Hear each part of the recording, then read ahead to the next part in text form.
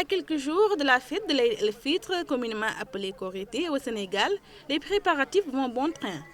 Au marché Castor, les prix de la viande, les légumes et autres condiments comme les pommes de terre, l'oignon ont connu des hausses sensibles. Par exemple, la viande coûte 3 000 contre 2 500 francs avant la période du jeûne. Le prix de la viande a connu une hausse considérable à cause des difficultés du cheptel bovin. Il faut que les clients comprennent qu'il y a moins d'abattage maintenant. Nous demandons tout de même aux éleveurs et aux autorités d'y trouver des solutions. Il faut que les clients comprennent que si les prix ont connu une hausse, ce n'est pas de notre faute. On ne peut pas vendre à perte.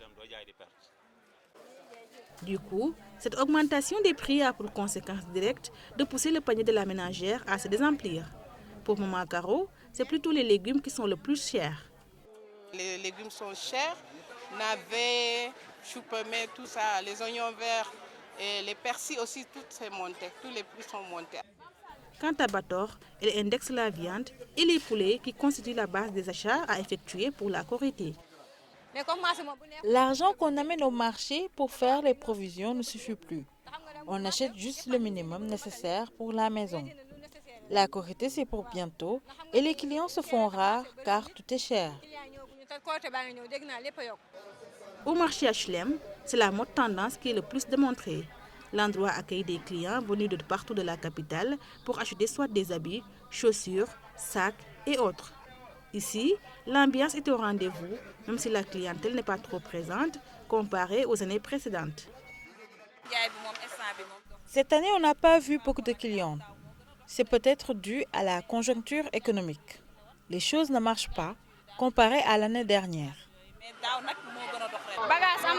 Le marché est rempli de belles choses, mais malheureusement, on ne peut pas tout se permettre.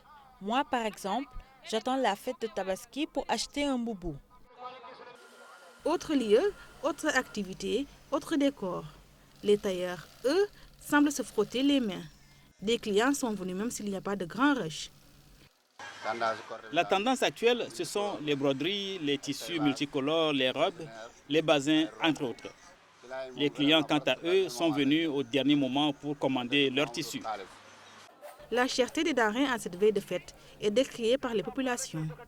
Pour les responsables de famille, les achats s'imposent comme besoin incompressible. À chaque fête, c'est malheureusement le même scénario.